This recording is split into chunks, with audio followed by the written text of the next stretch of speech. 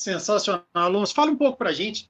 Teve o documentário dos Samurais do MMA, e é um documentário que fala muito da história da luta, mas, queira ou não, o grande protagonismo da história, a gente não. Você mesmo sempre fala isso, que não existiria o seu canal sem o trabalho da família Gracie fez ali há 100 anos atrás, o Messi Carlos, o Messi L, enfim. Não existiria o MMA sem eles, com o trabalho que o Rorion fez, enfim. Então, assim, muita gente fica com aquele recalque, aquela coisa toda, porque o espaço que a família Gracie tem realmente é muito grande e mais do que justo.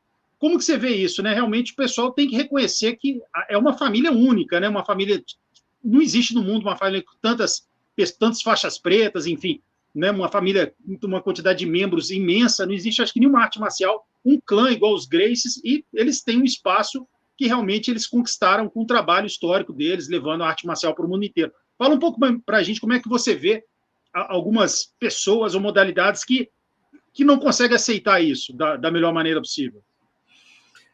Cara, assim, a primeira coisa é o seguinte: as pessoas precisam entender que não existe fórmula perfeita. Para você fazer um documentário, você tem um tempo limite. Né?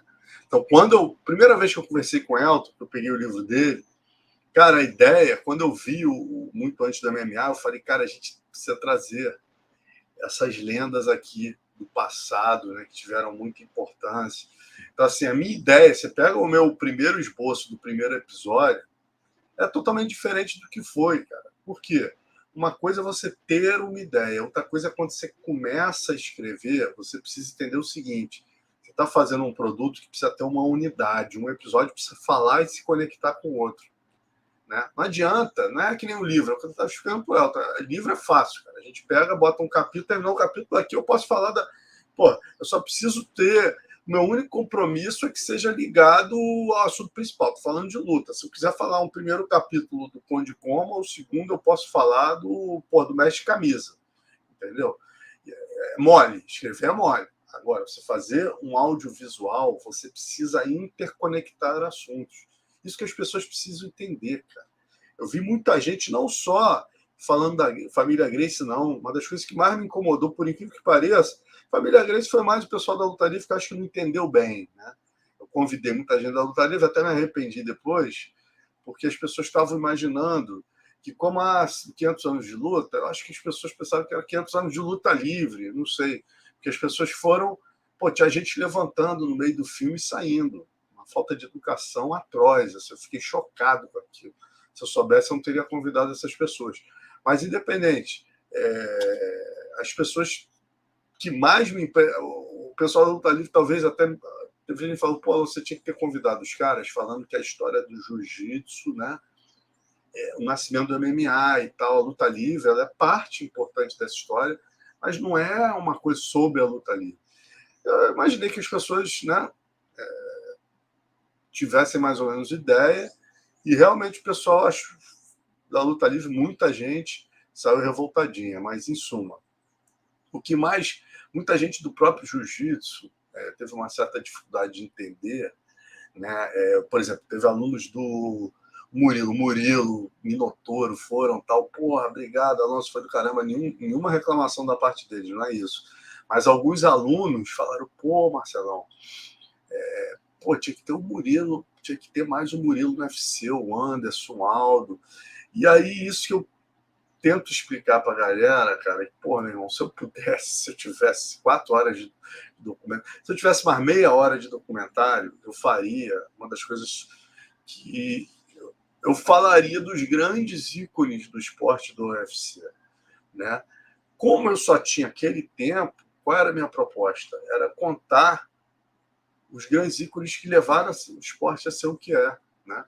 E eu, obviamente, eu fugi do que todos os documentários do combate, ou todos os especiais que o combate fez até então tem, que é o quê?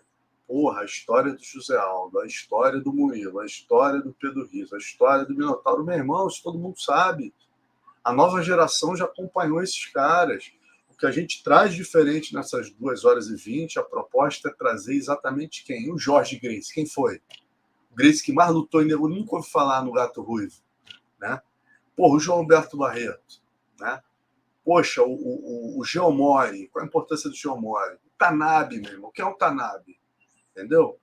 Então, esse é o nosso compromisso. Murilo, esses caras, entenderam, não, apertaram a mão, Alonso, que obra maravilhosa, mas muitos alunos ficaram com a impressão que eu deixei de falar dos campeões do UFC, e aí é simplesmente entender isso que eu falei, né? A gente tem uma linha narrativa que precisa uma coisa falar com a outra. Se eu saio daqui e volto para falar dos campeões do UFC, para depois voltar e falar do jiu-jitsu, a coisa se perdia e ficaria repetitivo com todo o material que vocês já viram até então, entendeu?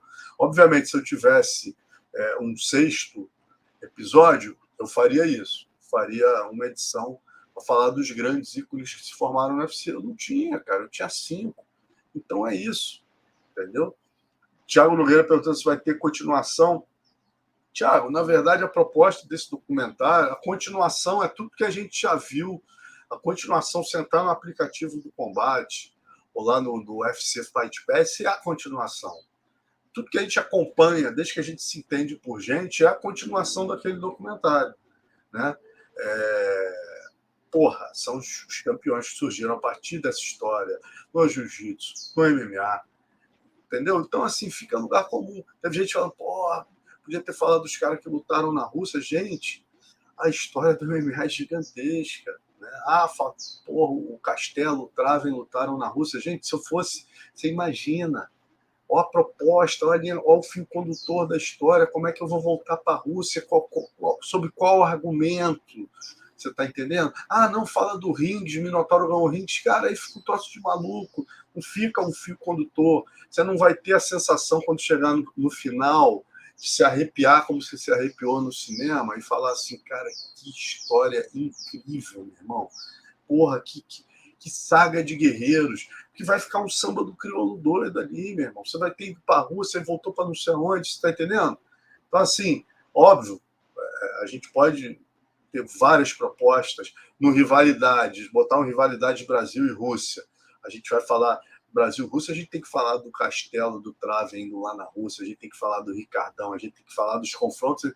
Várias maneiras de falar todos esses ícones, mas não cabia a proposta daquele documentário. Exatamente. Por exemplo, se tivesse um documentário falando os eventos mais sinistros da história do Vale Tudo e não tivesse esse evento da Rússia, aí sim eles poderiam, né? Alguém poderia contestar alguma coisa nesse sentido, né? Então, como você explicou como é que era a linha de pensamento, perfeito sua análise. Até o Tiago escreveu aqui, caramba, eu nem vi o documentário, mas está explícito que a proposta do documentário é a evolução do início, desde os samurais até os dias de hoje. Então assiste, viu, Tiago, que é fantástico. E falando